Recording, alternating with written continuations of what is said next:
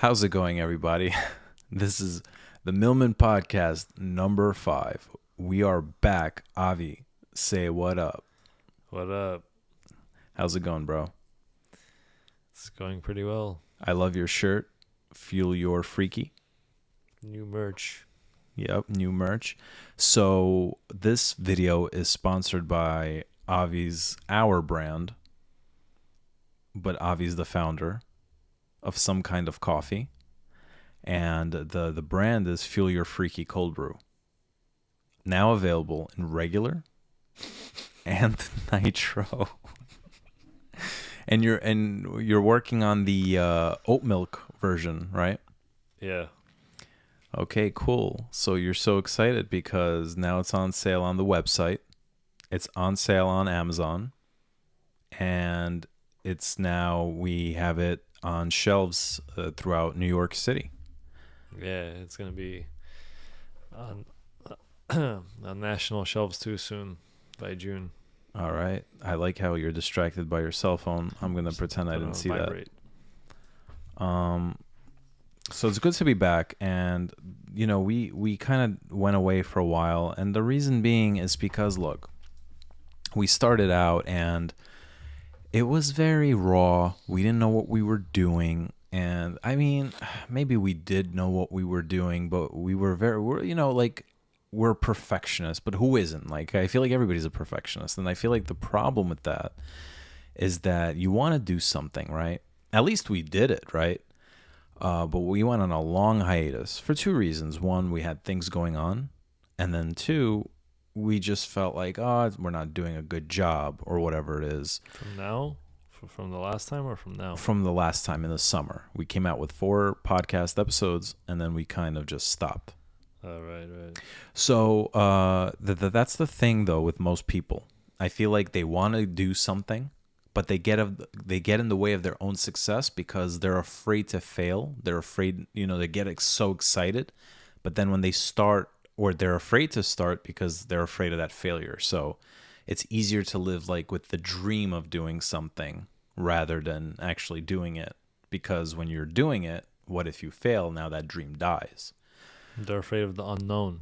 They're afraid of the unknown, and we're not perfect, but I gotta say I love our new setup.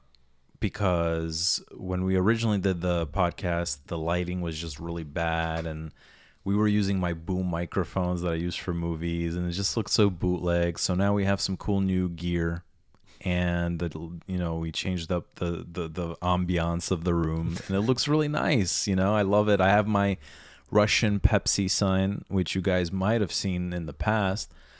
I am not a Russian spy. And I don't really drink Pepsi that much, but hey, people that drink Pepsi Coke is are better. very sexy. But my sister Karen, shout out to her, she gave me this not because, she wanted to give me like a nice gift. She's just like, she's a painter. She painted a bunch of shit and she's like, hey, you want this? I'm like, all right, I'll decorate my room. Why not? Yeah, I got these new mics. Well, you got them. And these scissor arms. So yeah, I want to talk about the mic situation. So we had the appropriate gear, if you will, to do a podcast. I have one USB mic, also called the Samsung G-Track Pro, if I'm saying it right. It's a competitor to the Blue Yeti mic, a USB mic. But I'm not crazy about that mic, honestly. And you also have to keep in mind that we're working with very limited space. And we're using webcams because webcams are small and they're easier to operate with. So I couldn't even show the microphone and the camera too well. I did. So before we did our podcast, I was actually trying to do podcasting for like 2 years already. Damn. And 2 years ago, I did like 6 or 7 episodes. I had various guests. You came into the picture after that. During those same times, we recorded, I think, like a nice 2 podcasts, but it was just practice, and then it never went anywhere. Then we finally, in the summer, started our podcast, and we took this hiatus, but we came back, and we're gonna come back strong. I want to shout out I got to shout out H3 Podcast because they're an inspiration to me. I remember they were saying that, oh, wow, this is episode whatever, 50. And they're like, oh, we wanted to give up. We didn't think we'd make it this far. And now here we are. They're like, I think they're over 1,000 episodes. I'm not sure. Or hundreds, but they're doing very well. Now he has like 3 podcasts, Damn. He has the regular H3 podcast, H3 After Dark, and this Frenemies podcast. And I also, in the podcast game, I look up to Joe Rogan. I love Joe Rogan because I think Joe Rogan just talks about everything. What? He's the GOAT of podcasts. I would say he is the GOAT of podcasting, and he talks about everything, right? So that's what we want to do. We don't want to just, stick on one thing like sports or politics. We want to do everything. We just want to talk about everything, and I think that's what Joe Rogan does. And what I love about Joe Rogan, he's so fair and he's so moderate in the middle. I love that. I hate when people are biased and they lean left or right hardcore. Anyway, so... Easy with that word, hate. I shouldn't use the word hate, right? But so yeah, we were using the boom mics, and then I was like, you know what? Let's spice this up. Let's spice this up a little bit because we were planning to make a comeback. And then I want to do this quick microphone review. So I was like on Amazon by accident, and I'm like, I see they had like these Pseudotech USB microphones, right? Condenser microphones. They have excellent reviews. And they were originally priced at $60 and change per microphone, USB based, and it was on sale for 50 something. So I was like, you know what, let me try this out. So I bought 2, and it's hilarious because when I finally plugged them both in, they both work, but they won't work at the same time. And I've learned that there is no fix for this, not at least for Apple, because the computer gets confused like, oh, it's the same exact microphone, same exact model. So the digital signature, as they call it, is the same, and they can't tell the difference. Now, if the company put out a driver, okay, so we're using these Shure mics now. These are the MV7s. This is not like the baller. I think it's the SMB7. I don't know, the baller ones that are like $400 each. So these are both, you could use it with XLR and USB. And we're using USB right now, and I love it. And it comes with an app, so the app is smart enough to say, it gives the assist to the computer, like these are 2 different microphones, so they could both work. And with the Pseudotech, what happened was I was like, you know what, let me return one, and then I will buy a newer NW-7000 USB based. Excellent microphone. For cheap microphones, there was like a $40 microphone. It's actually a pretty excellent microphone. I loved it. The bass was rich. It was nice sounding. But the problem was that, I don't know, at least from my... actually, no, because I tried it on your computer too. So maybe the microphone was defective, because when I've watched tutorials on YouTube, you can adjust the volume through the computer system. And you couldn't do that with that microphone, the one that we had. And the problem was it wasn't consistent with the other microphones I was using. So I decided to try one more cheap microphone, and I bought the newer XLR NW-800 because they say with XLR it's a pure connection, you have more control, whatever. I gotta say, I love Newer. I use Newer lights. I have a lot of Newer brand product, and I liked that USB mic, the NW-7000. I hated the 800. It was terrible. The quality was just so bad. You go over the peaks a little bit, raise the volume just a little bit, and your voice is distorted and it sounds disgusting. And that's when I was like, you know what? We're investing in ourselves. We're doing this whole podcasting. So I just decided to return all of them and then get these Shure mics. They're $250 a piece, but I'm financing it on Amazon for 6 months. So it just makes it easier for anybody who wants. I actually came across another microphone, which I'm like, oh shit, I probably would have gotten that one. It's called the Rode Pod mic.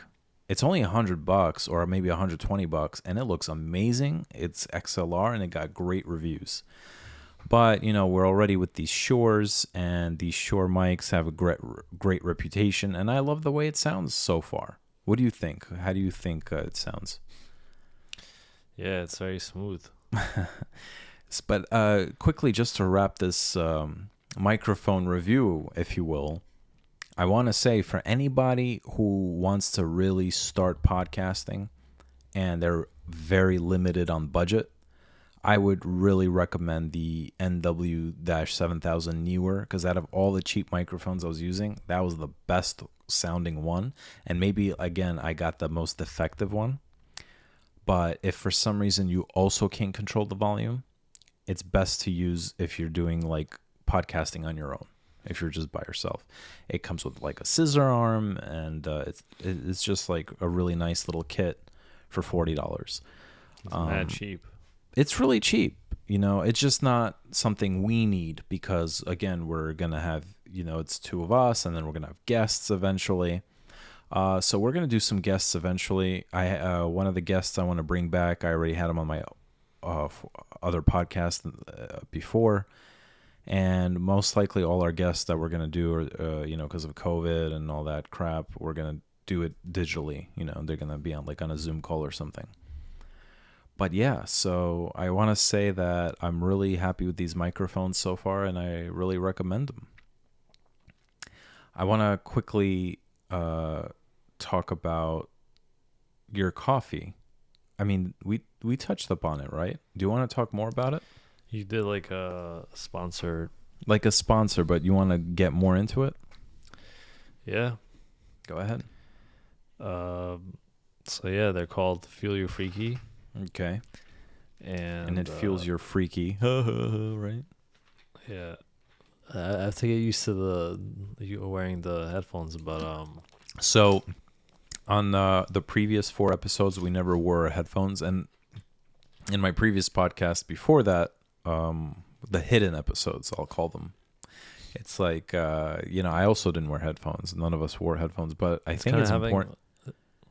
What happened? It's kind of like having a voice in your head all the time. Yeah, but you get used to it, and then you sound good because, like, for instance, what helps, I'm wearing headphones too. What helps is, like, if I go off, I'm like, oh, wait, I have to come back. You know? But how many times do you go like this? And during a podcast? Yeah, but listen, everybody does it for a reason. And if there's something off with the sound, I want to make sure I catch it, because I'm operating all the controls here. So True. you'll get used to it, bro. So yeah, Feel Your Freaky cold brews. We're doing. Give us a little more energy, baby. A little more enthusiasm. Look, I don't blame you. It's midnight, hence the ambiance, right? But give us a little. Like, I'm tired too, bro. I'm fronting. I'm acting like I have energy. I don't have any energy. Give me some energy, baby. Let's go. Yeah. Feel Your Freaky cold brews. It really, like, not to be corny about it, it really does fuel my freaky, the nitro one. The regular one doesn't. And what kind of freaky is that? I don't know, because I feel wired AF, bro. Like, yeah, it could be like an energy drink. yeah, that's the thing. We don't want to promote this as an energy drink. It's not an energy drink, because energy drinks are full of chemicals and it's not healthy. This is natural. It's a natural energy drink, technically. Yeah. But we don't promote it as an energy drink because it's, but it does feel you're freaky. Like, when I drink the nitro, I feel wired. I feel great. I see people in the gym drinking like Dunkin' Donuts iced coffee, for energy. So, do you ever see anybody in the gym drinking cold brew? Iced coffee, cold brew. So what's the difference between cold brew and iced coffee? I think this is important for people to know. Cold brew is basically like, it's just coffee that's with ice. I mean, iced coffee is coffee with ice. Did you just hear that, by the way? No. I could have sworn I heard our cats downstairs yelling. I can't hear shit with this. No, but I heard it through the stream. Really? Mm-hmm. I heard it again. You heard that? Yeah. Oh, wow. These are dynamic microphones. I'm surprised that they're picking that up. All right, whatever. I'm sorry. So, yo, you're on your phone, bro? During a podcast? Are you out of your mind? Yeah. All right. So, Fuel Your Freaky Cold Brew. There's gonna be three. There's gonna be three types. Well, right now there's only two: the regular, the nitro. Yeah, but the third one's coming out like soon. With the oat milk. Huh? With the oat milk. Yeah. Okay. Oat milk latte. Don't forget the latte part. I can't wait. So that's probably going to be the most popular one just because most people want to drink. If you drink cold brew on the go, you probably want it with something like milk. Yeah. Right now, the nitro is the most popular one. That's the one we're getting the most requests for. Yeah, so otherwise, working hard. It's going to be on national store shelves nationally in a few months, hopefully. In schools, universities, everywhere, man. I want to talk about your process real quick because you started out doing coffee, just straight up coffee. And honestly, I always supported you, because you're my brother, but you have to. I supported you because I know what it's like to have a dream and to work toward that dream, right? Even though I supported you, I always hated your coffee game because... So why don't you say that? I did. I told you to your face. So yeah, but afterwards though. But the reason I hated on it is because, first of all, I love coffee, right? But what was annoying about it is like you hate on the business, not on that. Right. I didn't hate on the brand. I hated on the business part of it because I should have clarified that right away. What was annoying about it? I got your back, don't worry. What happened? I got your back. Oh. So what I didn't like about it is you have to get accounts. And then if you get the account, for some reason, there's this thing in the industry that you supply them the coffee machine. If they want to make that switch, and making that switch is a pain in the ass. Like if I'm a business owner and I'm happy with my coffee and you're like, all right, hey, I'm new in town and I'll give you like a little bit cheaper price. I'm like, oh man, do I even want to go through all that shit? Yeah. So just to give people some inside details. You say I'm gonna smell like this. But you heard it, right? Yeah. So you see? Yeah, you're right. Listen, if you want, try to take one of them off, if that will help you. Nah, whatever. I got used to it. You got used to it, right? Yeah. By the way, do you smell that microphone smell again? You still smell it? I mean, I think it's natural. Not a natural smell, but it's like... I guess it's like a new product smell. Yeah, try not to, be too it looks close stupid to it. Like this. It looks dumb, right? No, you don't have to put it up. You could put it in the back of you, like one of them. Like, just put it on, man. All right. Anyway, so yeah, a while back, I was trying to sell coffee, but like to other restaurants, which was tough as hell because, like you said. Some of them have it for years already, and it's hard for them to switch. Then you got to get machines. It was a big pain in the ass, honestly. So, after a long time, I just kind of stopped doing it, and I started doing digital marketing for another company that I work for. Mm-hmm. And then one day it was on Saturday. We were walking, and you said to do cold brew, and I said, "You're right." Well, you mentioned it to me. Yeah. And when you mentioned it to me, I said, yo, that's amazing. You gave me that push. I gave you that push. I said, listen, that I like. I like the idea that it's a can, it's ready to go, and that's it. No fuss, no hassle. Because it's easier for restaurants or businesses to take it on as a brand for, to carry. And then also it's easier for the consumer because we were promoting this coffee this whole time. And a Joe Schmo consumer, they order it from your website and then they have to figure out how to brew it and everything before. But now with the cans, it's like, you just drink it and that's it. That's what I love. I'm so much more excited about this than I was about your, when you were doing the coffee. just straight up the coffee. And you still offer the coffee, right? I mean, you still have it at some hotels. Yeah, I still have it in a few places, but it's this is more exciting. Yeah, And definitely. the story is better too. Feel Your Freaky, which is really inspired by people who want to do something different. The mad scientists, innovators, creators. So, what's interesting about what we were just talking about with the coffee is that you needed that stepping stone. You needed to go through what you went through to get to the point where you are today. Yeah. And I feel like that's the thing. Most people are afraid to even start something. And if anybody knows about stepping stones, it's me. I wouldn't be where I am today. Okay, when I was 19, I started trying to do things, with the music industry as a businessman, to making movies, to having YouTube channel, to having a podcast, to this, to that. Okay. And yeah, what's interesting? It feels like sometimes you're like, oh man, I didn't make it, or I can't wait to make it, or whatever. And then I spoke to a buddy of mine, and he's like, but Mike, you did make it. You're doing what you love to do. We're having meetings about doing things, and the only thing is, maybe you're not getting the paycheck to accommodate It's part you of making it though. for your doing it. So maybe you made it, you just didn't make it on the level that you want to be on just yet. But you never stop, you never give up. And without all my stepping stones, starting when I was 18, turning 19, I wouldn't be where I am today. So these stepping stones are important. Failure is important. Failure, everybody says it, but the most memorable that stood out to me was Michael Jordan, because he says you need to fail over and over and over and over and over again to succeed. Don't be afraid to fail.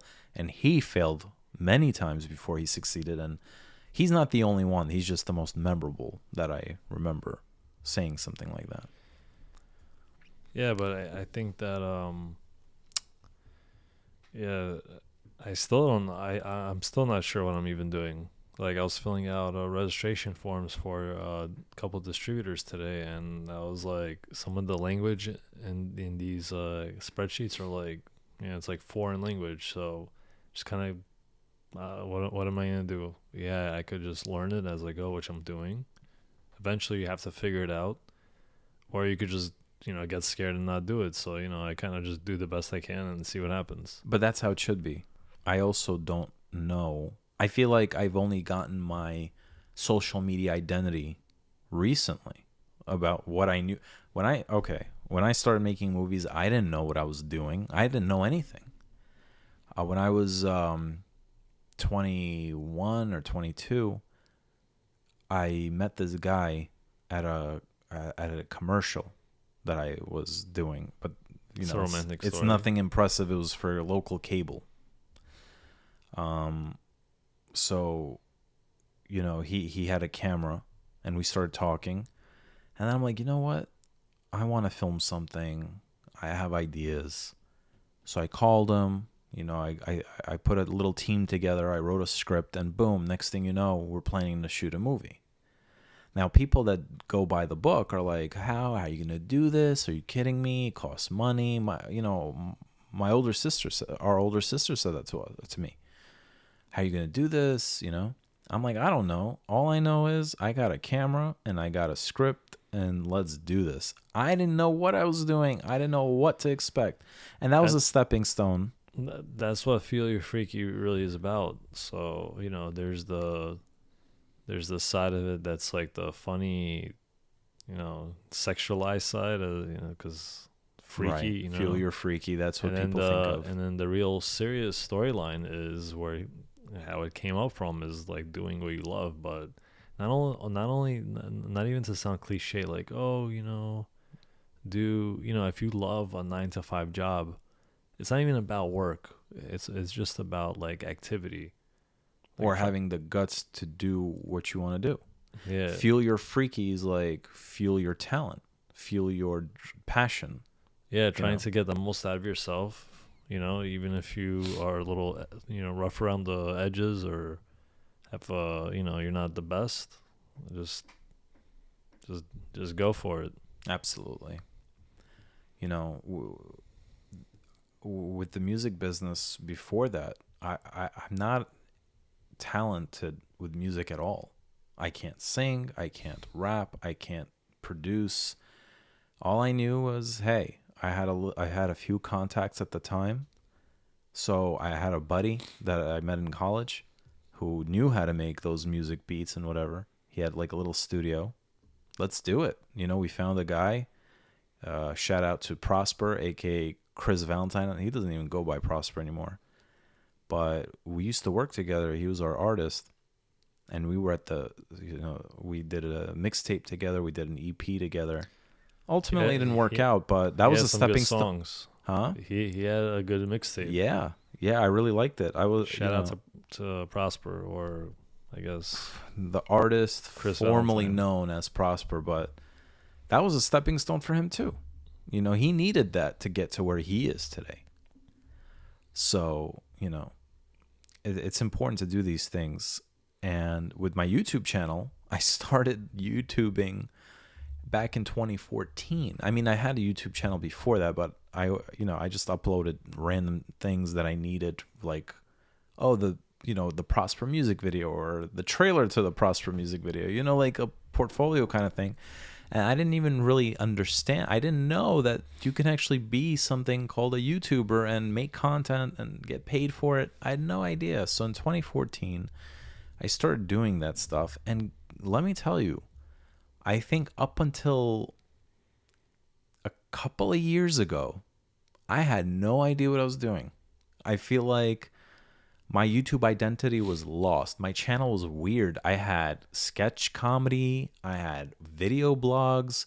I had reviews, like I did reviews on movies or predictions. I just did so much random things on there. I was going to say the S word. We're trying not to curse. I was doing so much random things, but finally I found my identity. And it took a long time. But now I feel comfortable with what I'm doing. I have a decent, nice little following that's growing. I'm happy. What did you start doing to get your following to go up? So, I trying to remember. I would always do random videos, and I remember the first time it's weird because when you really try hard, like movies, like when I did, so that's why I'm kind of leaving the movie game for now to do other things, but I've worked my ass off because I'm also like passionate and stubborn, so we had a falling out after the first movie. I stopped talking to the people that I worked with. And I was like, oh, what am I going to do without them? What am I going to do? This guy knew how to do this. This guy knew how to do that. I didn't know how to do anything. I just wrote the script and I was in it as an actor. That's it. So, next thing I know, I get a camera. I at the time, I forced Mom to go to Best Buy with me. She opened up a Best Buy credit card under her name for me. And she got me I paid the bill, but she got, I would pay the bills for 18 months, but she got me the Canon 60D camera. And I remember I came home, I kissed that camera and I said, one day you're going to make me a lot of money. So I started production for the Michael Milman show. It's a pilot I did, a comedy pilot. And, I did research on YouTube on how to do the sound and this and that. And listen, I didn't know what I was doing, but again, I just did it. And this time I was doing everything alone. So I directed it, I shot it, I did the sound, I edited it. Did it come out good? No. But that was another stepping stone. And then the two projects that I've done recently that I'm proud of, one is called Taking It Too Far, and the other one's A Thoughtful Gesture, which I still haven't released because I just don't know time. I still have to tweak the sound. But I'm proud of what I've accomplished because I've gotten so much better with operating the camera and editing and sound and whatever. But the point is, you put so much work into these things and nobody cares almost. But then you do like some simple video on your phone, like just to clown around, and that shit blows up. And it's like everybody's giving you attention on that. And you're like, oh man, this is like But it depends. this is like waking up in the twilight zone. You work hard, you want to put out some good quality stuff, and nobody cares. But you put out some trash, and then people are like all over it. But it depends on what platform. Yeah, so I guess YouTube and social media, Facebook, whatever, it's not meant for like high production stuff, you know. Yeah, and people's attention span, they're not gonna watch a movie. Oh yeah. Well, the last two films I did were short films, but yeah, still I get what you're saying. I've seen some success on YouTube when I did videos about other YouTubers, like current events, and I've gotten some views out of it. But again, I didn't really I did a video blog on baldness, and yeah, I got a lot of hits on that. But again, struggling with my identity on social media. One thing, I did this like video. It was clowning on dating, right? And it kind of made me a local celebrity, if you will, from Queens, where we're from, in Forest Hills, because I'm on this group called Jewish Spice for dating. And it's funny because that group, people think, oh, for dating, right? So you'd go on there and you post about dating, and you want to look for somebody to date. And people do that, don't get me wrong, but in reality it's more like a chat room from AOL back in the day.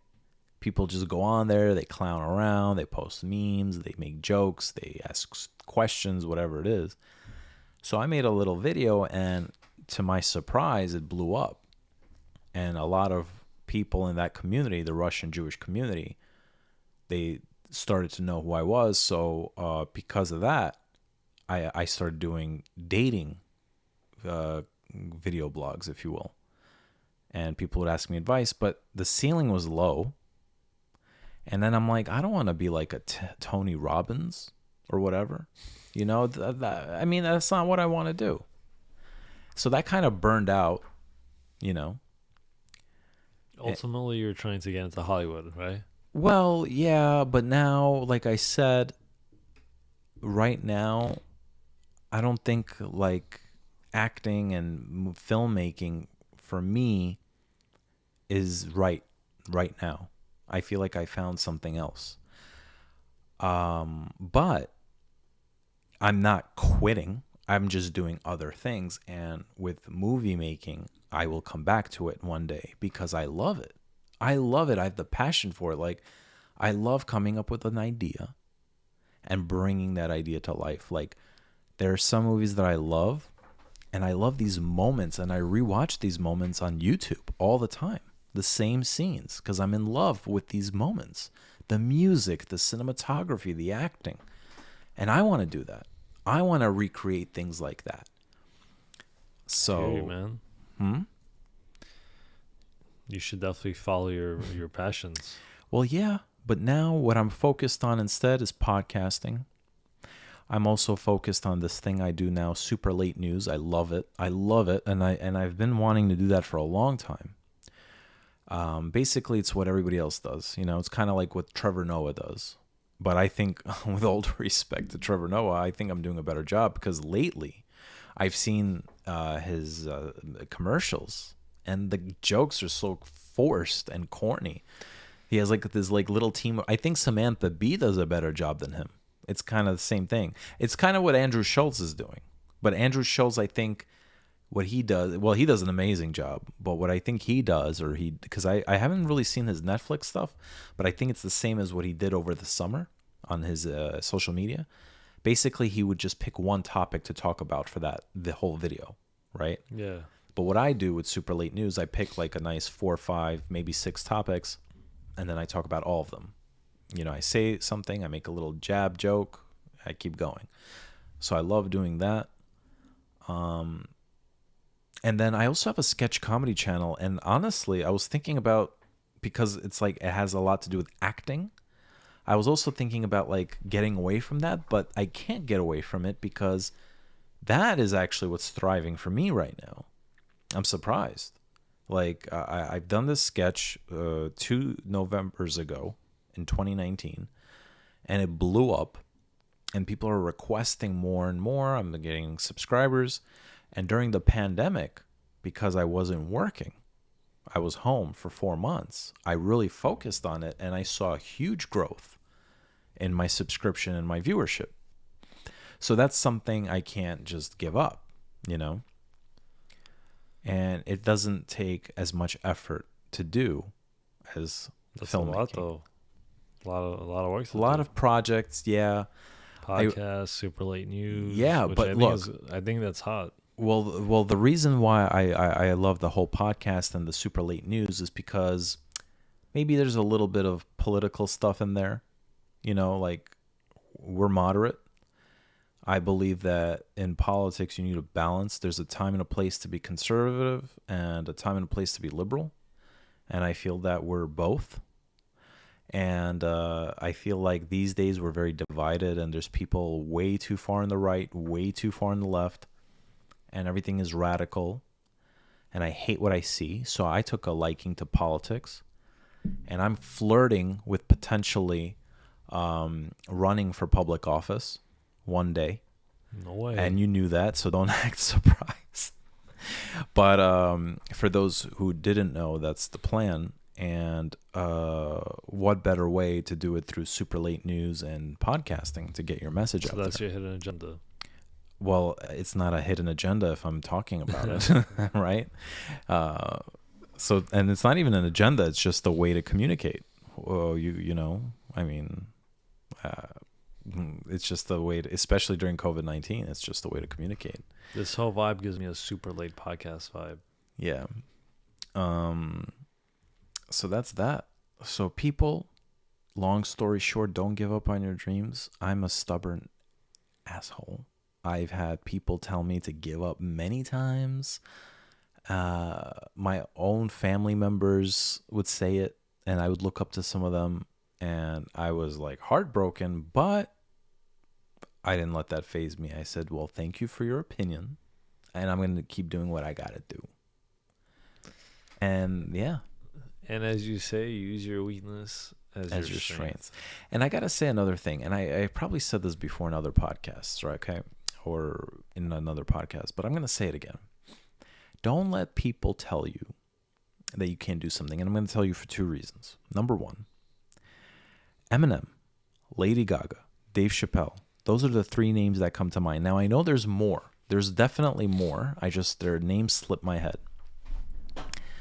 They were told that they don't have what it takes. They just don't have it, right? Like, they wanted to do something, and they're like, you just don't have it. Sorry. You don't have it. So not only did they prove these people wrong, right? What's beautiful about this is that they're legends. They're legends. Nobody's going to forget them. Eminem, Dave Chappelle, and Lady Gaga. They are legends, right? They didn't just make it. Because when it comes to creativity, there's no way of doing it. Right. And people have an opinion, right, for two reasons. One, that's just their opinion, I guess. And then two, maybe they're just hating. They're like, who the hell do you think you are? Like, I busted my ass, and you're doing this, like, this unorthodox way of doing it, and now this is where you're at. Sometimes the unorthodox way is probably the best way to do it. Yeah, that's how you could win. Right. The perfect way to talk about that is if anybody watched Better Call Saul. It's a Breaking Bad spinoff, and long story short, Saul Goodman was like a screw up his whole life. He was a con artist his whole life, but he had talent.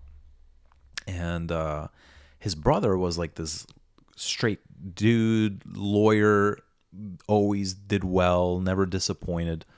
And he had like this big law firm, and he always liked telling his brother, like, come on, get your shit together, you know, and he always bailed him out, and he's like, why don't you work for me in the mailroom? So Saul Goodman finally took some exam, yada, yada, yada. He was going to start going to law school, whatever it was, and he had like this real natural talent. But the brother kept getting in his way. He didn't want to hire him through his firm. He made some excuse like through somebody else, like, oh yeah, they don't want you here or something. And then one day they had this argument, and he finally like came out and told him the truth and said, who do you think you are, you little shit? Like, I worked my ass off. I did everything by the book. And here you come along and you think you could be a lawyer? You think you could take my place? So I think there's people like that too. Okay.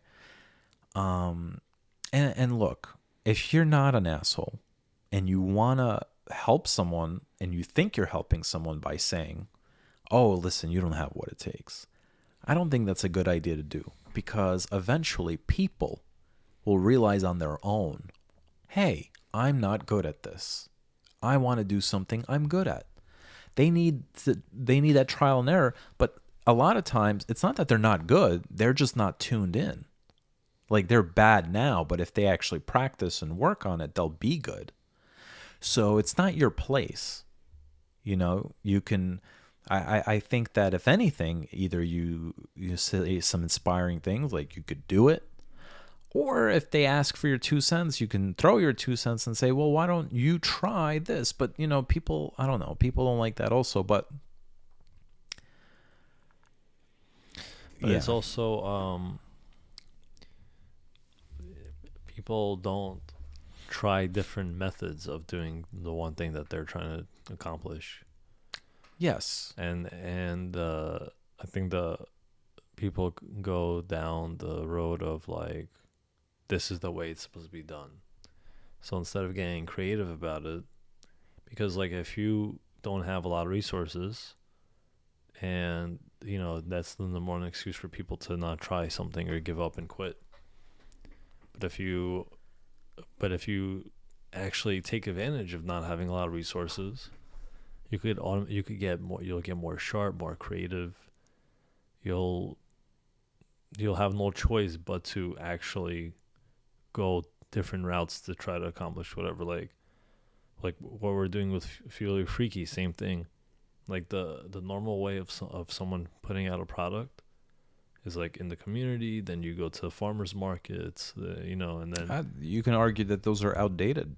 And you right. You spread, but it's like, you know, I'm not doing that path at all because I think it's not the right way to do it, you know. But I'm just like a guy with an opinion, and I you know, I don't have any proof that any success stories that I'm right, but I just believe that, you know, what my style is gonna be right for me. So, and then it's also like for like people like Dave Chappelle and Lady Gaga. Those are also people that are very special and very talented. So not everyone could be like that, though. I understand, but there are a lot of people who also proved their haters wrong, if you will. And fine, they're not legends, but they're still doing their thing. I'm just giving you an example of legends, like, because they were told they don't have it, but they're legends. Like, hello, right? That was the point. And another thing I'm going to say is that I know this is such a stupid example, and I think I said it before, but I'm going to say it again. I was at work, and I dated somebody from my work, but it was on the DL. Nobody knew. And I had an argument with somebody. Like, we just had this stupid fight, and she really was getting at me. And then the girl I was dating happened to walk by. And she says, you see a girl like that? Yeah, she would never go out with a guy like you. I guess she was trying to hurt my manhood or whatever. Like, I ain't shit to go out with a girl like that. I don't know. The point is, I was already going out with her. You know what I mean? She just didn't know about it. And I think she kind of felt dumb when she found out later. But can you imagine if I actually really liked that girl and I took what she had to say seriously? Like, oh, wow, I ain't shit. I can't get a girl like that. Who is she for me to listen to her? Why? I already proved her wrong without even knowing it by already going out with her. So that means I was good enough to go out with a girl like that. So people try to put you down because A, like I said, they think you just can't do it, or B, most of the time I think they're just hating, because sometimes people also feel like they had a dream and they never felt that they were good enough to make it. And then they're afraid, like, oh, shoot, what if they do make it? Then they're proving me wrong. And that means that now I feel bad that I didn't even try.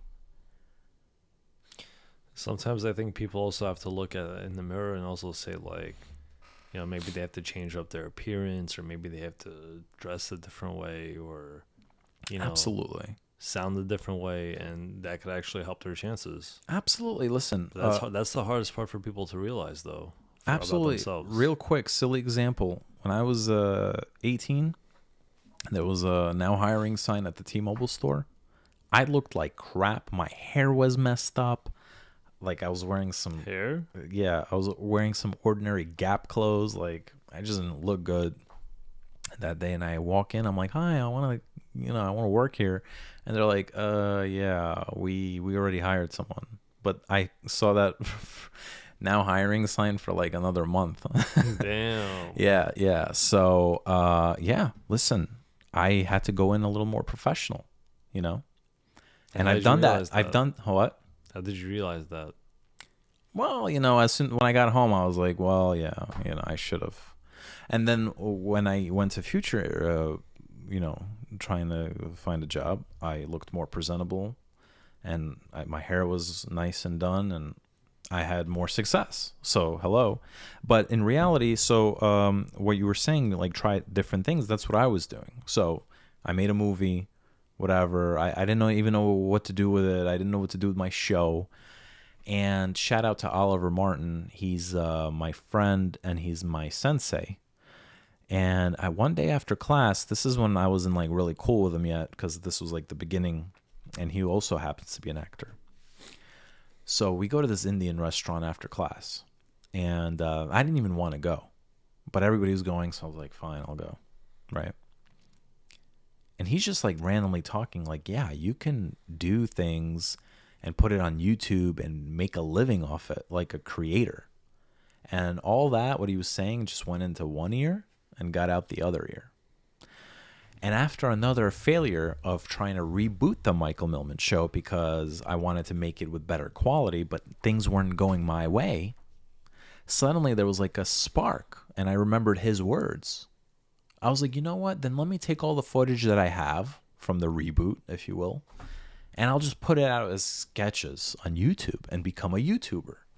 You know what I mean? So you try different things, and my goal was, and maybe still is, to make it on YouTube and social media and then make it to the big screen, because one YouTuber who actually had a lot of promise, and he actually kind of messed it up for himself, his name is FouseyTube.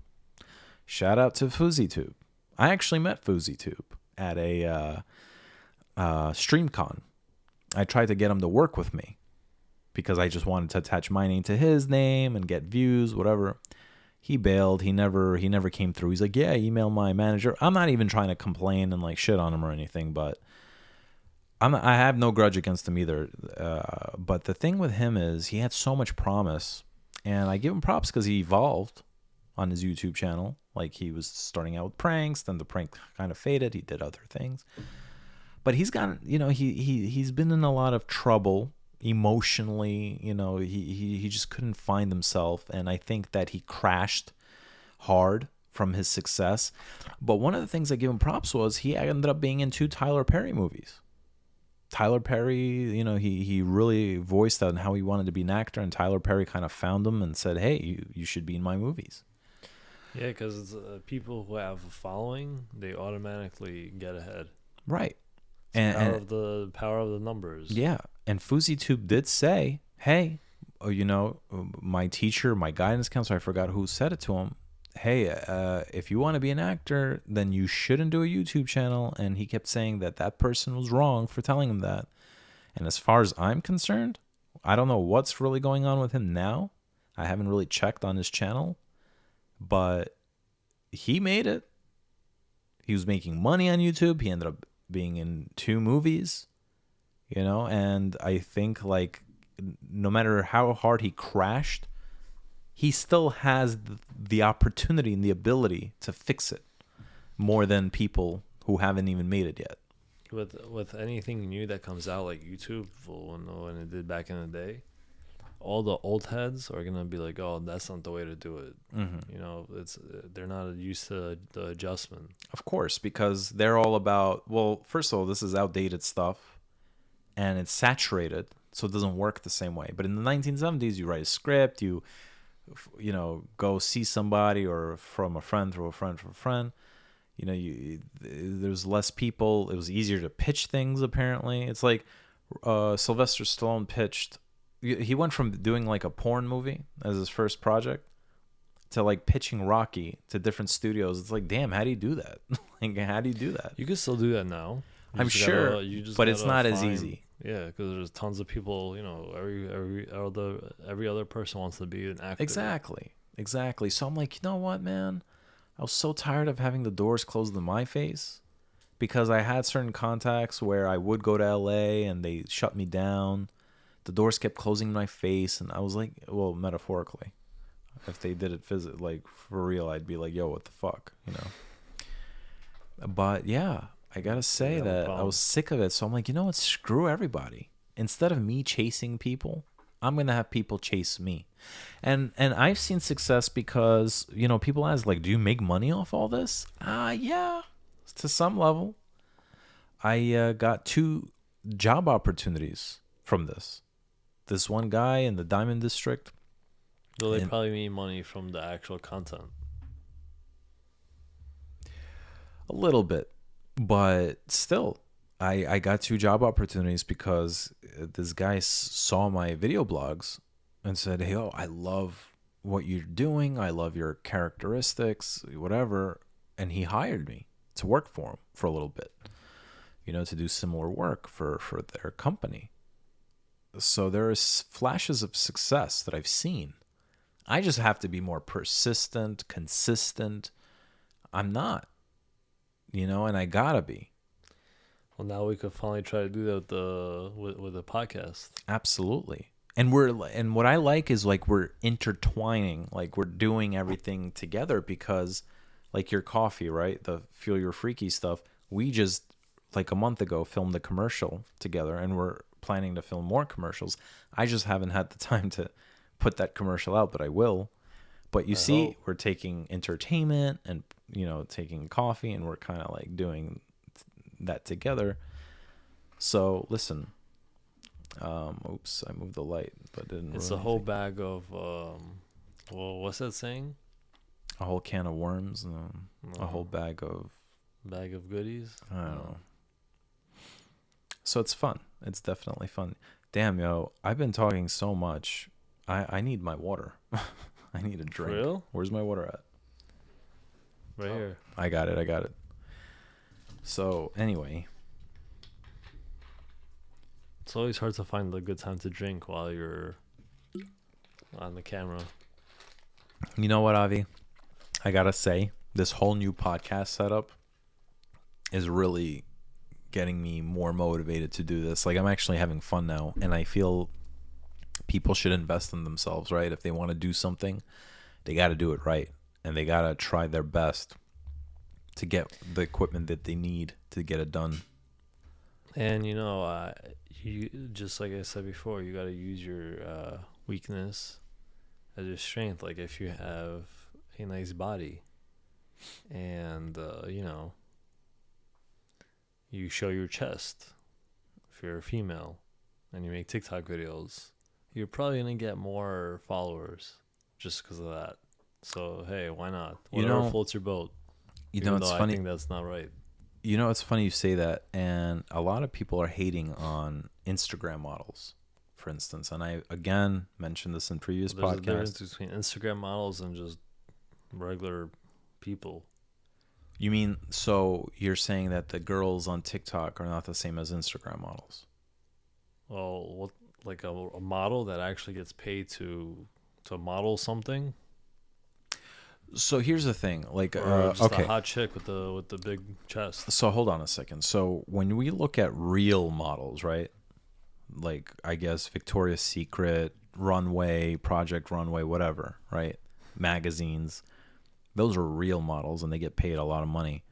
Instagram models, people hate on them. Like on Facebook, people write, "Oh, you're just an Insta hoe or an Instagram model, whatever." I actually, I don't hate on I, them. I, I I think I hated at them on them at first. I'm like, "Oh, look, who do they think they are?" But then I'm like, "But why?" Like, I'm not actually now, and Well, I'm it's and kind of I then it's kind of hypocritical then to what we were just saying. right, because I guess I just didn't understand, and I thought like they just wanted negative attention, but in reality, they're doing this as a business. Why not? Right? Like they're using a platform, an independent platform. They're modeling. They're getting a lot of followers. They're getting a lot of how do you call sponsors? And I'm sure a lot of them got like deals. Like there's probably like magazine companies. Actually, there was a model that I hired once to be in my sketches. She was a model. We reached out to her, and we compensated her for the day. I guess these So days anyone could be a model. why not? And it's just like an actor. Anybody can be an actor. Anybody could do a podcast. Everybody's doing a podcast. This is nothing new. Everybody's doing this. So, and then with TikTok, yeah, it's crazy because a lot of the times I see like the video, it's just some girl like showing off her chest and showing off like she's half naked, and I don't even know what the video's about. you She has know? like hundreds and thousands of followers. Yeah, yeah, and she has so many followers, and it's like I'm kind of hating. I'm jealous because it's like I can't, Yeah. I can't do that, right? I can't do that, but hey, you know what? Good for them. They have the equipment, they got the tools. Use it to your advantage. Why not? Use it to your advantage. Screw it. There's this one TikTok woman. She's like 50 years old, but she looks fine as hell still. She used to be an artist, I think she said. And she had, and when I look at her videos, I don't, she's just like wiggling her chest and her butt, and she's getting a massive following. Hey, listen, good for you. You do what you got to do. If they could profit off it, yeah. I don't know. I'm sure she makes some money out of it. Listen, there's TikTok is an interesting platform, right? I'm not like crazy about it, and I'm not like crazy about putting my material there, because when you just port your YouTube, Facebook, Instagram material onto TikTok, yeah, it works, but that's not what TikTok really is about. TikTok is like unique. Like, there's a whole movement and You creativeness gotta to it. create your own special stuff for TikTok. Right. And I just don't like creating things like that for TikTok. And kudos to the people that do. It's annoying, honestly. There's a TikTok. Yeah, it's an annoying process, but there's a TikToker. His name is Joe Mel. Shout out to Joe Mel. Him and his father and his whole family, they do TikToks now. And, you can't really put those kind of videos that they do on like YouTube. I mean, you can, but it's like not going to work. Same. It's not the same, right? I'm not gonna lie, I'm hating on them, and I'm jealous of not him in particular, just all those type of guys and people. In the TikTok world. Yeah, because like it's like a lot of these mofos have a lot of followers. Yeah, and they're just making like regular ass content. Well, the way he blew up was his father just said coffee, and boom, that was it. That's all it took. And now, And he's also a good-looking kid, so I think that helps too. no, but it's not just that. There's I've seen TikTokers before, or social media personalities before that are not necessarily good looking, and they just have good talent. Hell, there was a YouTuber. I never But really. in this case, though, I think that because what does he really put out that's like follow worthy? But people like it. But people just like it. It also depends on the demographic. Right, but there was a YouTuber. I personally didn't watch him. I just heard of him, and I've seen some of his videos. His name was Leafy. I don't even know if he still makes videos, but all he would do is like talk shit about people. I don't know. He would just talk shit, right? but while he's playing a video game, you never actually saw his face. So I don't even know how he looks like. Wow. So people followed He's him. probably on Twitch. Maybe, but people followed him. We don't know if he's good looking or not. You know what I'm saying? Yeah, So but that's different. That's creative. People actually watch. It's actually big now. I heard this where you could like sign in to watch other people play video games. Remember how I used to watch you play, and I was actually like excited about watching you play. Back in the day, like the Need for Speed 3 days, But now that's an actual Grand thing. Theft Auto 1. Like that's an actual thing now. I know it's a thing. I know people are on Twitch. There's There's the companies that like there's a social platform that's profiting off this. Isn't that what is it? insane? Twitch? I don't know if it's Twitch, but I heard about this like recently. Online somewhere. People are called gamers now, and they just play games, and people watch them play. I don't know. Do they do it for tips because they want to learn how to play, or they just enjoy watching somebody They play? just enjoy. Not for me. But It's kind of like watching a real NBA game, let's say, but instead. I'm not into video games like I used to be. I used to love video games when I was younger, like Grand Theft Auto, Mario, whatever. Loved everything. I used to be a gamer. When I got older, I was like, not into games as much anymore. The only game I could always play and not get bored is NBA 2K, right? The only other games I could play and not get bored are Mario titles for some reason. There's something about Mario. It's like you just lose yourself. You feel like you're in Disney World or something. Like Mario Kart, whatever. Mario World. Grand Theft Auto, just not into it anymore. But I remember a few years back when PS3 was still the one out, a friend of mine got Grand Theft Auto 5, and he came to my place, and he's like playing it. He's like, yo, you want to play? And I'm like... Nah, I'll just watch. And I enjoyed watching. I didn't want to play. And you know, the problem with these video games these days, they make it too real. I'd rather watch a movie then. Because when he was playing GTA 5, I felt like I was watching a movie. You know? Yeah, it's too much to do. It's too much to do. Like, by the time I make a move on the controller, it's like the character dies already. I miss the Super Nintendo days when you had like A and B button and boom, you go. You know, there's nothing else to do. It's simple. It was simple. It was fun. It was innocent. That's what video games were about. Now it's too serious. That's why I still like Nintendo and the Mario stuff, because I still feel like a sense of innocence. Like nostalgia takes me back to when I was a kid, you know? Yeah, but like all the Call of Duty games though are all like very strategy based. Like there's tournaments. I think you could watch other people play. Yeah, I don't have time for that. But because you're a grown ass man, but I'm talking about kids. Listen, I'm sure there's grown people that also do this. Yeah, but it's kind of like a hobby. Yeah. Listen, I'm not knocking them. But listen, some of those games though, they actually make you think about like strategy, because it's not like, you know, how to get from A to Z. You have to figure it out. So it's kind of like, you know, how the world wants everyone to read a book instead of play a video game. But is reading a book that much better? I started reading books recently again. I haven't really read books for a long time. And it's okay. Like, it sharpens your mind a little bit, you know. And I was working on a book for a long time. And Writing one? Huh? Writing a book or reading one? Writing one, actually. And I feel, well, first of all, I matured as a writer and as a storyteller, but reading books helps me with writing mine. And it's cool, but like, if it's just for the art, I like books, but I'd rather watch a good movie. Like, I'm a film enthusiast, if anything, rather than just reading a book. Because reading a book, it takes a while, you know, but you could get through a movie in one sitting. Huh?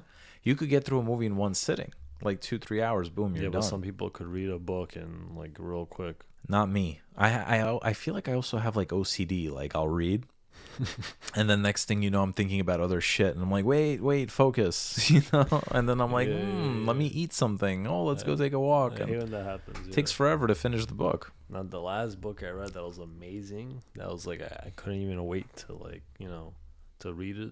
Like every time I had to stop reading it. The Amazon book, right? Yeah.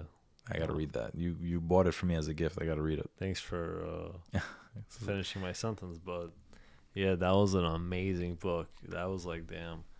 And so then there's this guy at work, and before at my last job, and I told him about it, and he's like, "Oh yeah, the book that is amazing that I'm reading is it's called The Shoe Dog, which is about the Nike founder, the current Nike founder and CEO." I'm like, all right, like he really sold it to me, and then I was reading, I'm like, yo, this shit is not half as good as the Amazon book, and I still didn't even finish reading because it was just like boring. To me, it was boring. I mean, it's a decent story. He traveled, he met a girl, he started selling shoes. It's like the Amazon one was like mind blowing. Yeah, I can relate. Kind of. I also have this thing where if I watch a movie or read a book and I don't like it, I have to finish it. I just have to. It has to be terrible, like extremely terrible. Book? Yeah, a book or a movie. And there were situations where I'm like, somebody asked me to read their script once. It started out good, but it was so terrible, I just couldn't read it anymore. So I just read like the last page of the ending, So and did then you I tell gave them them my to give critique on it. I couldn't finish reading it. I couldn't. And there's some movies that are like that. It rarely happens, but most of the time if I read or watch something, I have to finish, even if I don't like it. So I reread Catcher in the Rye because the last time I read I was 14 and I loved it.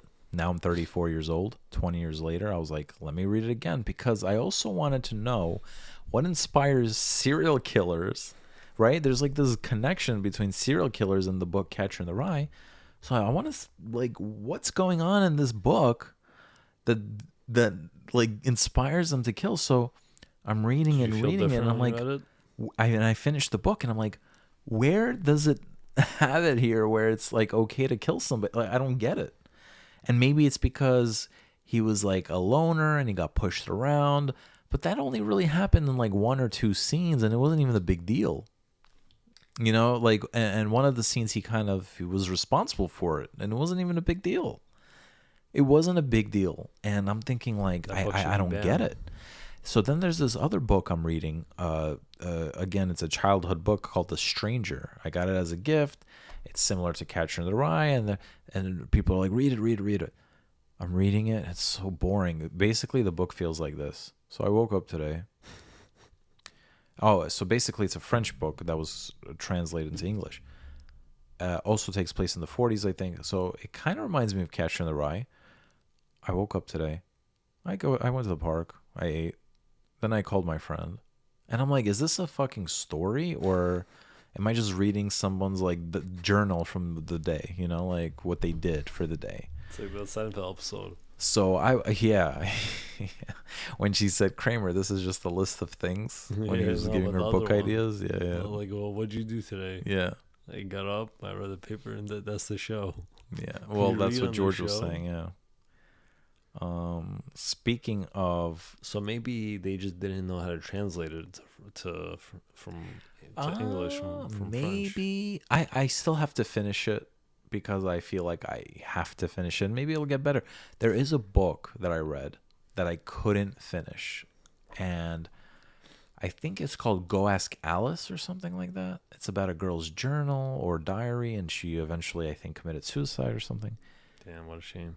But two girls I knew said, "Yo, you got to read this book. It's mind blowing." Wait, you just ruined the whole book then. Oops, spoiler alert. My bad. Damn. I think it's known. No, I don't think I spoiled it. I think I knew before I even read it that happens. I didn't know. But I didn't even finish the book. So I know. And the book was How'd you know? terrible. Like, I feel bad saying it. And it was just dark and depressing. And it's like, I don't understand how this is like entertaining. This is actually sad. So wait, that person who gave you that script that you couldn't even finish reading because it was so bad, did you tell them that, like, look, maybe you have to give up? No.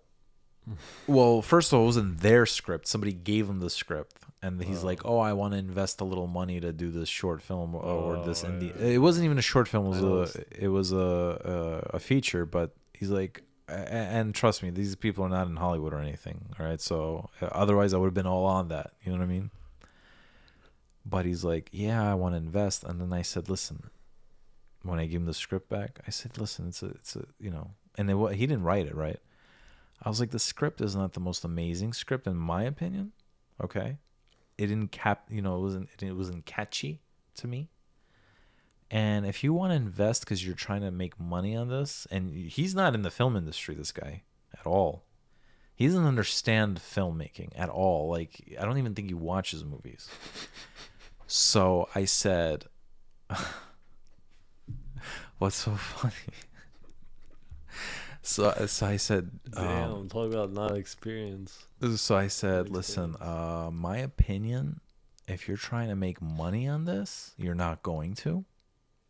And the only way you should invest in making a movie is if you really love the art of filmmaking. But you don't make movies because you're going to make a profit, at least not right away. So don't do this if that's what you think you're going to be doing." And that was it.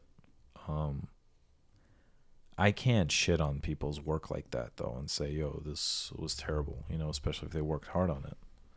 Because it's relative, right? So I might think it's terrible, but it might actually be good to other people. Oh, okay. Just like while we're on the topic, interesting. The movie with Adam Sandler. I was just thinking. You were just thinking that, right? About that. Uncut Gems. Man, that movie was terrible. Oh, great movie. Adam Sandler, Oscar-winning performance. Bro, that was trash. So I don't know if they hyped it up, but that movie was bad, right? In our opinion, I couldn't wait till it was done. I was like, this movie sucks. That was a terrible movie. It was trash. And straight up garbage. It was just random. Like, a lot of shit was going on, and I was so confused. I was like, what the hell's going on right now? And there was this part in the showroom where Kevin Garnett, the basketball player, he was like looking at jewelry, and then some other people were talking there and there. It's so much shit going on at the same time. I was like, what's happening right now? And look, I like Adam Sandler. I love his movies, right? I grew up watching him. We all did. And I'm not trying to hate on him, but I don't see how that was an Oscar-winning performance. That's why when he got snubbed from a nomination, I'm like, well, yeah, he didn't, I didn't think he deserved to be nominated. Do you think he knew that it was like it was not deserved? Right? Probably not. He didn't even really act any different than he usually does. Yeah, he acted the same. Like, okay. It was just like a different part. Jonah Hill in Wolf of Wall Street. That was good. Even though it was kind of like Jonah Hill, but it wasn't. He did it with a twist. Like, there was something a little different about it, right? Jonah Hill's a good actor, though. Jonah Hill's an amazing actor, and he deserves to be nominated for an Oscar. I forgot who he was up against. He didn't win it. And what I love about Jonah Hill, forget about Wolf of Wall Street, because in Wolf of Wall Street, he was silly, like he is in a lot of his movies.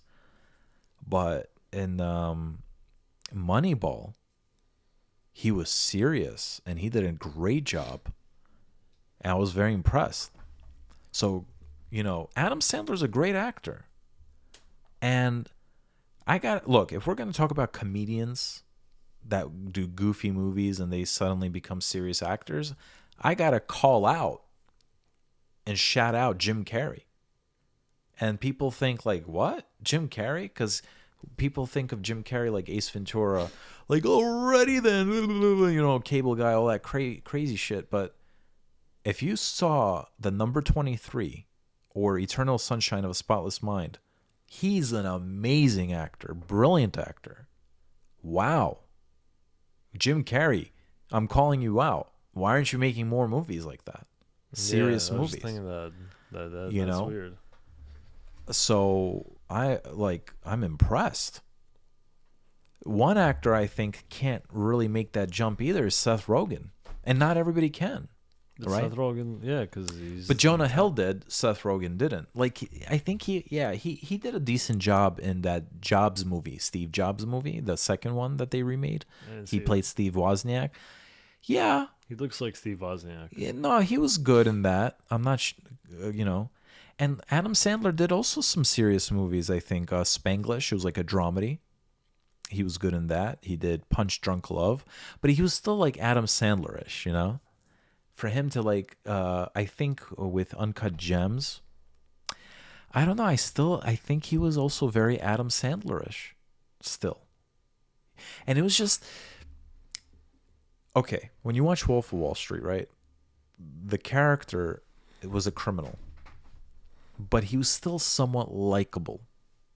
There's a lot of movies where Breaking Bad, right? Walter White, criminal, did a lot of bad things, but he's likable, and you, okay. I'll tell you another bizarre one, right? Crazy for me to even say this, but you've never seen this show. I know that. It's on Amazon Prime. The Man in the High Castle. You know the premise, right? Spoiler alert. No, I'm just gonna say the plot without spoiling it. Basically, it's like a bizarre world if the Nazis won the war, and there's a character named John Smith. Okay, he's a Nazi. He's an American Nazi, and this takes place in the 1960s. But even him, he's a likable character because you see flashes of good from his past when he was, an American soldier, and you kind of root for him because you feel like maybe there's a little good in him, and it's just weird to explain. If you've seen the series, I think you know what I'm talking about. But even with him, but with Adam Sandler in Uncut Gems, I didn't feel anything for this character.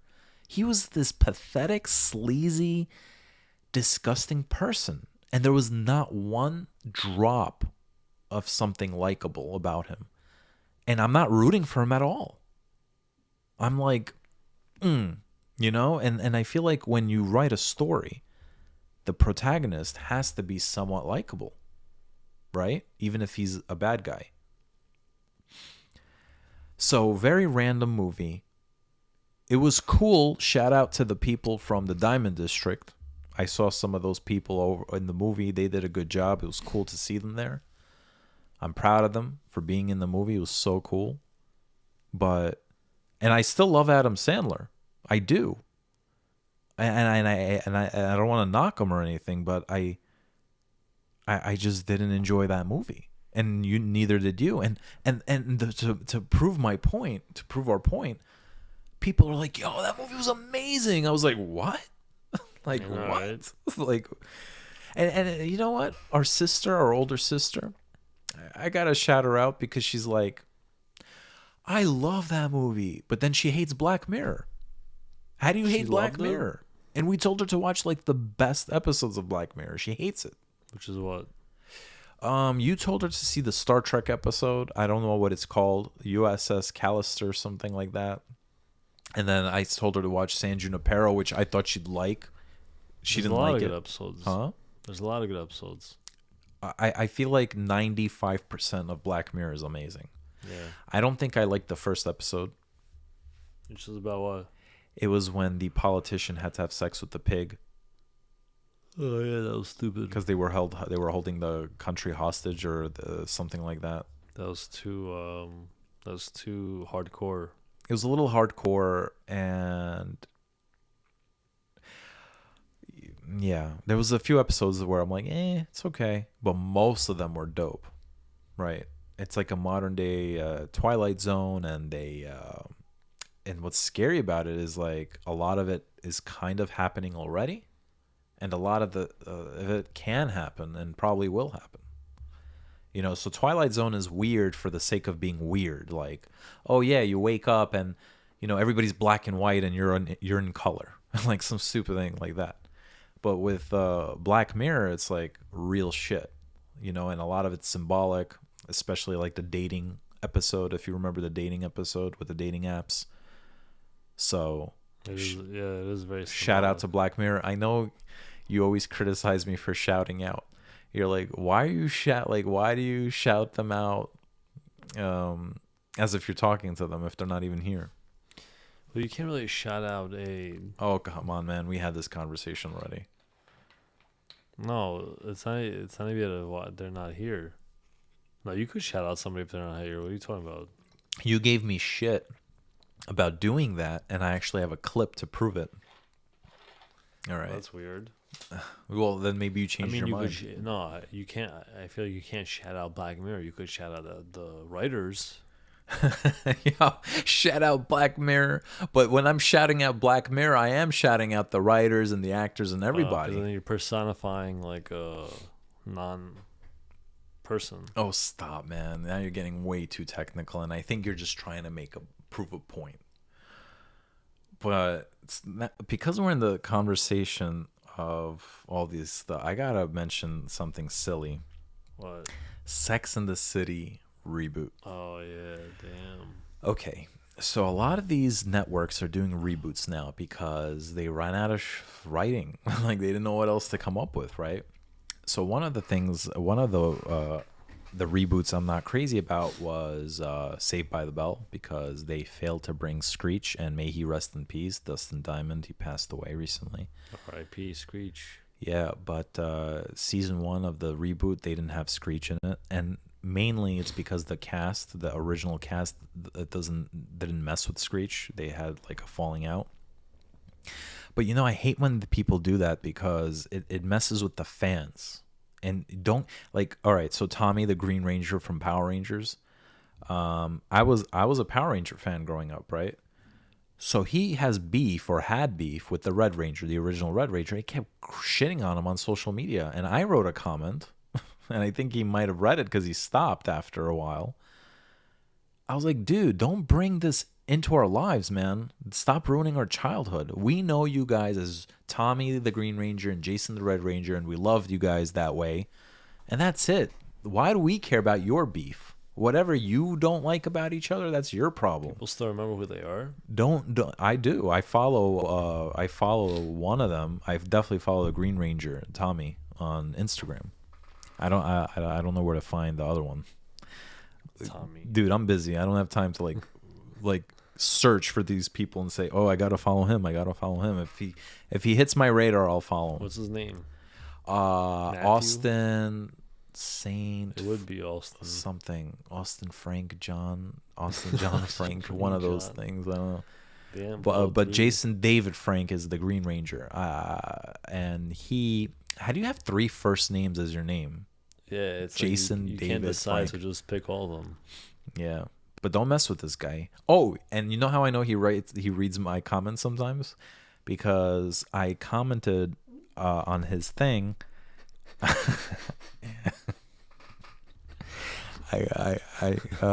Yeah, anyway. Your chair made a sound, and it sounded like something. Anyway. This chair's a little squeaky. So Jason David Frank, he posts a lot of martial arts videos, and as a joke, so I took martial arts with my sensei, and my sensei always said in class, like, loosen your shoulders, right? Don't keep them tight. So as a joke, I tagged my sensei in the comments, and I just wrote, look, he's not loosening his shoulders, or I don't know if he was or wasn't. Tommy the Green Ranger, it just seemed like he wasn't. And then he replies saying, "Oh, because and he wrote why he didn't do it, Wow. And I was like, "Damn, yo!" I took screenshots of it, but I have like a million phones, so I don't even know in which phone it's at. But it was crazy how he answered me, right? So I know he saw that comment, and he doesn't even trash the Red Ranger anymore like he used to. So. Maybe he saw that comment too. But the thing is, I also have to mention 2.5 Men, right? I was dying for Charlie Sheen to be in the finale. And I thought awesome. that, yeah, you too? Yeah, that would have been, I wish. Yeah, because we still watch the reruns, and we love it. And Ashton Kutcher was cool, and it's ironic because he's the guy that nobody wants to see in a show, but then when he was on That 70s Show, everybody wanted to see him, and he was replaced by somebody we didn't want to see. But what was cool about That 70s Show, him and Eric came back for the finale. And as fans, we loved and appreciated that. But for 2.5 Men, Charlie Sheen and Chuck Lorre, they couldn't just put their damn egos aside. Who cares? The show's so butchered, it sucks. They couldn't agree, what the finale would be about. But who cares? Like, do it for the fans. And we just wanted to see Charlie Sheen for one final episode, and because of their egos, it didn't happen. They spoke about it, they flirted with it, it didn't happen. But that's, it's like, come on, man. It's for the fans. Okay. That would have capped off a great series to a dying show, because like the end. It wasn't so dying though. No, it was but the end actually of the still series doing was- well. It's so weird. I know, but the quality of it was. Yeah, was once off. Charlie left, it was a disaster. In the beginning, it was when Ashton Kutcher came in, it wasn't bad. When that Yeah, kid grew it kept up going and then, downhill. You're right. Like that, Alan's son, and then like that. Well, Alan's son girl. left the show eventually. Oh, he did. Yeah, I think the final season he wasn't there, but he came back in the finale, which is cool. But what I was trying to say was with Screech. Not only was he not on the first season of the Saved by the Bell reboot, but Jimmy Fallon, like 5 years ago, he did like a little reunion on his The Tonight Show, and Screech and Lisa weren't there. Why Lisa?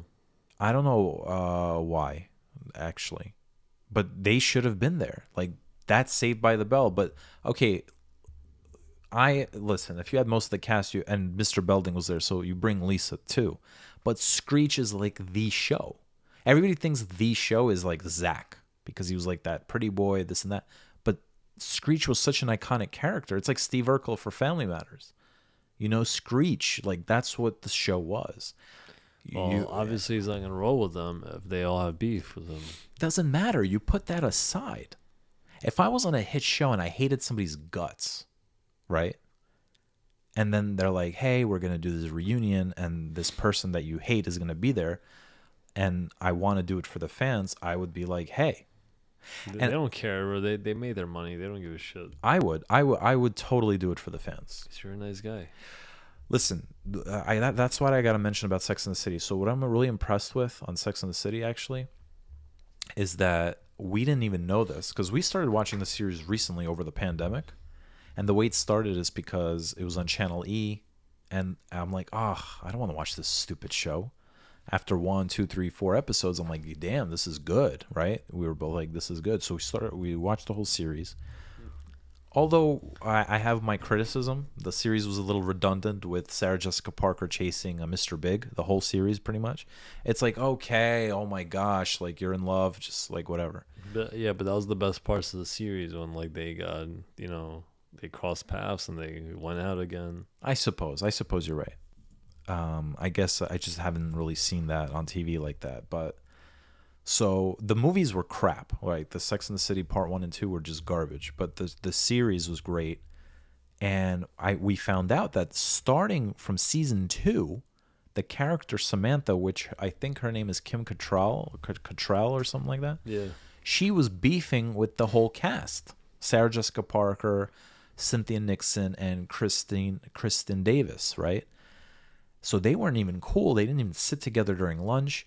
But why I'm so impressed is when you watch the series, they look like best friends. You don't sense anything. From day one. And when you watch shows like Friends or How I Met Your Mother or Seinfeld, right? On the first episode, you see that their vibe is not really there. Like, it takes time. They have more of a connection in the later season, right? Like season 2, 3, they're more in sync with each other. Sex and the City season 1, episode 1, they act like they know each other for years. It was crazy. They were like amazing actresses, right? Give them props. So now they're bringing back the show, and it's not surprising that Samantha, aka Kim Cattrall, is not going to be in it because she's beefing with the cast. I heard she was the reason why they didn't even have a part 3 movie. She hates their guts, and I guess there comes a time where it's like, I just can't take this anymore, and she's doing other things now. So in this case, because of her impressive run with this show, even though she hated everybody and everybody hated her, and the same thing with the movies, I feel like we'll give her a pass. But why even bring the show back? Like, I heard it's just gonna be these girls in their 50s, almost like okay, dealing with things in their 50s. Like But what? I heard they're all gonna be single. I think. It has to be some sort of something to catch audience's attention. It's like they're not gonna just deal with stuff in their 50s. I don't know, man. Like I feel like what's the point? they should But just reboot it at this point with new cast members. I don't know. I think like I'll watch maybe an episode or two. It depends how good it is, man. If it's actually good, I'll watch Imagine it. we end up watching the whole thing. I'm not Probably. surprised if that happens. But I'll definitely watch the one episode because it's like you just have to watch it. When's it coming out? I don't know, but it's like going to be on HBO Max. That's the only reason I'm going to watch it. Like Saved by the Bell reboot, the reason I'm not going to watch it is because I don't have Peacock. And damn, man, how many subscriptions do I have to get? Like I was dying to Crazy. see the Twilight Zone reboot, which looks good. I saw one episode. They had it for free on YouTube. But damn, now I have to sign up for CBS? Nah, man. I gotta, there's a line you just don't cross. Like, you can't do it. There's gonna be a thing that's gonna end up being like cable, but it's gonna be streaming. Let's replace cable with digital cable. Like, right? Like, oh, shit, right? That's what's pretty much going on. But Oh man. I love Netflix. Netflix is my go-to streaming. I think my second favorite is HBO Max. Love it. Hulu, I love because I have, we have Seinfeld on there until they move to Netflix. But they also have like my nostalgia shows. By the way, so Hey Arnold's there. The only show that I still like I watched it, I was like, yo, this is actually good. But when I saw Rugrats and Doug and all these other shows, I'm like, they were cool when I was a kid. But shout out to you for giving me this Hey Arnold sweater. Woo! Oh yeah, happened to scoop that up in Marshalls. Shout out to Marshalls. Shout out to Marshalls. Yo, we're going to just shout out everybody. Shout out to Samsung for manufacturing my TV. This is how our future sponsorships are gonna go. It's like if the brand wants to sponsor, we just shout them It's out. just got to be a shout out. Yeah. Cool. Yeah, All right. man. This was a good podcast. I'm not saying I'm done or anything. I'm just saying. Well, you're like, wow, we've been speaking an hour and a half. Maybe I should cut the cord because you look like Yeah. you're passing out. And It's 1:30 in the morning. I do got work tomorrow. I did I pass do out a have little bit. work tomorrow. What? I did pass out a little bit while you were talking about Sex. I and know. the I City. saw. That's why I was like, oh gosh. Yeah. I guess Yo, uh, what do you think would happen if we just keep talking till like the morning? nobody's listening, so it wouldn't do anything. If we were on some radio, like these night owls would be like, oh man, Yeah. what are they saying? No, that's what I feel like the vibe is right now. It's like the people who are working late. Like if this was live, Oh yeah. Well, it could be live. You're just not comfortable being live. well, I guess now maybe I'm ready to take off the little wheels. No, I think you're right. I think I need better software so I could stream to more than just one platform at the same time. I'm using OBS. It's cool. I'm sure there's something out there. There is, gotta but you be, have to man. pay for it, and I'm already paying for so much crap. I feel like I can't just keep paying for more crap. Let me you get know? a subscription. It's like $10, but it adds up. Yeah, exactly. like It adds up, $2,000 and I'd before rather you have know it. I'd rather have Netflix than I think it's Wirecast is the app, but there's people that stream on Twitch. I don't even know what the hell Twitch is. Twitch on the Switch. So I like recording this for now and then putting it on YouTube, putting it on Facebook, Instagram, and then I would put it on Anchor to put it on Spotify, whatever. I gotta figure out what the hell Twitch even is. It's just another platform. Yeah, I don't know if it's exclusive. You have to be invited, or you just sign up. That's I have no actually idea. that's actually maybe we could finish with this. I don't know, but that's actually the question that I always had. Like when a founder or founders pitch their idea. Let's say they have the idea of Twitch, right? They go to investors, and it's like, I'm sure they get pushback, right? Because they're trying to figure out like what that is. But then when it comes out, at the end of the day, it kind of all feels like it's all the same. It's just a stream. It's a social media platform, and maybe because they say like, oh, we are gonna target gamers, and that's what gets people like, interested. It is all the same. It is all the same. Because anyone could literally be on Twitch. Because it's like dating apps, right? We saw the commercial for Hinge. They're like, "Oh, we're the dating app that's designed to be deleted," but it's like every dating app's designed to be deleted. They're the ones who just said it, so that's who they are. Well, they want you to delete it, so that means you actually found a real relationship, but then they wouldn't exist. No, but that's the whole point. You find somebody and then you'll delete the app, no matter which app it is. Yeah. It doesn't have to be Hinge. And with Bumble, it's the woman gets to make the first move, which Ooh, and then guess what? All they'll say is hi because they have to say hi. Yeah, and you still have to do all the work as the dude to try to get them to talk to you. So yeah, and then they do the wave emoji. Right. So all these. I it's a shame because I did want to talk about the Knicks real quick. I wanted to talk about the NBA. So let's talk about that real fast. All right. Okay. I want to say the Knicks are looking great. Probably the most exciting since probably the most exciting to watch since for a long ass time. Yeah. It's funny because with Carmelo Anthony, we had one good season. With Mike Woodson was coach, we had Jason Kidd, we had all these veteran mentors, so that was great. But there was something fake about it. I can't explain it. This is real because now we're not just trying to buy our way into a championship. We're building through the draft. And Tom Thibodeau was a great pickup because he's a great coach and these players are playing defense. Number one in the league. Number one in the league. It's hard to believe, but they are. And the Nets, right? They got James Harden, which is like cool. We're not Net fans. I hate the Nets because they're like always trashing the Knicks. I hate that. People are like, but it's still New York. I'm like, I don't care. I didn't like the Nets when they're in Jersey. Yeah. That's like Lakers fans liking Clippers. They're not going to like Clippers. Just because the Nets are from Brooklyn now, I have to like them? Well, first of all, we're not even Brooklyn guys. We're Queens. We're originally from Queens. But you know what? Even if it was the Queens Nets, I would still be a Knicks fan. Exactly. Yeah. So the Knicks are in better position than the Nets, I think. I think in 3 years, they'll be the team to beat in the East, and the Nets won't be because KD's getting older. Harden's getting older, and you have three ball hogs on one team. They say that they're the worst defensive team in the league, so it's like good luck. If you could shoot your way out of it, then you'll win. I'll give them.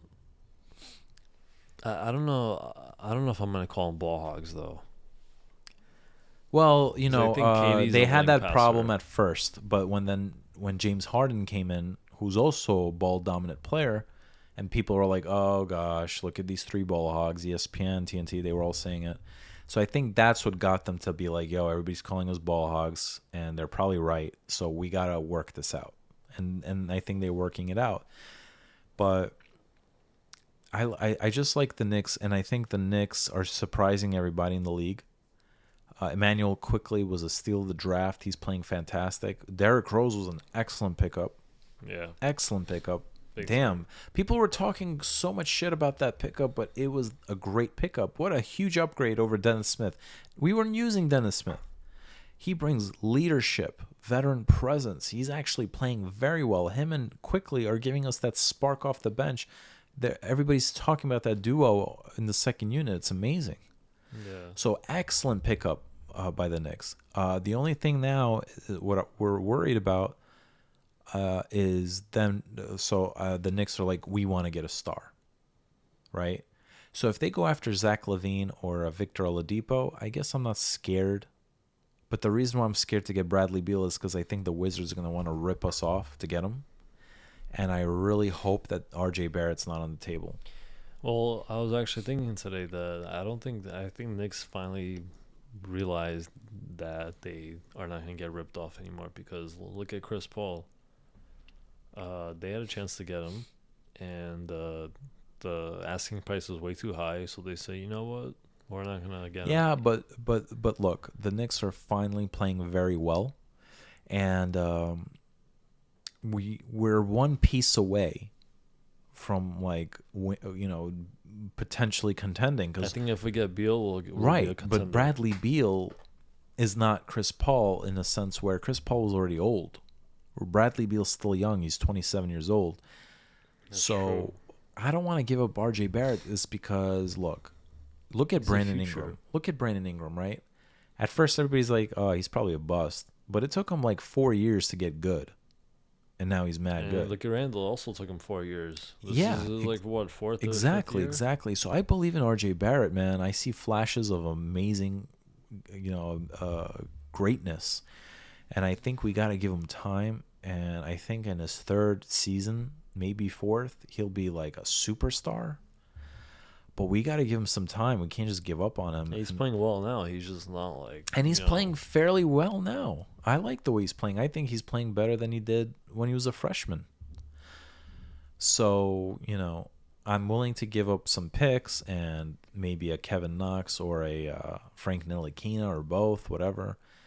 But don't touch RJ Barrett, man. I definitely see the Knicks making an upgrade though. And for don't sure. touch Emmanuel quickly either. Don't say, No, we could no. do better. No, just leave it the way it is. He's playing fantastic for this team. Coach Tibbs is definitely the one. This is probably why the best coach in the league. This is why I'm happy we kind of didn't get Steph Curry, because we would have gotten rid of him for a Carmelo trade, something like that. And then Yeah. we'd feel like idiots because we'd be like, because Steph also wasn't good right away. He was just all right for years, right? How many years did it take him to blow up and become mad good? It wasn't the first 2-3 seasons. And he was also injured. And in he was in injured the kind of, beginning. yeah. So, basketball is fun to watch, but it's just weird because a lot of teams are not doing as well as we thought. There's a lot, like, only the first 2 teams in both conferences are, like, actually doing very well, and then the rest are kind of, like, at 500, maybe a little above 500, which is weird. Yeah. But, yeah.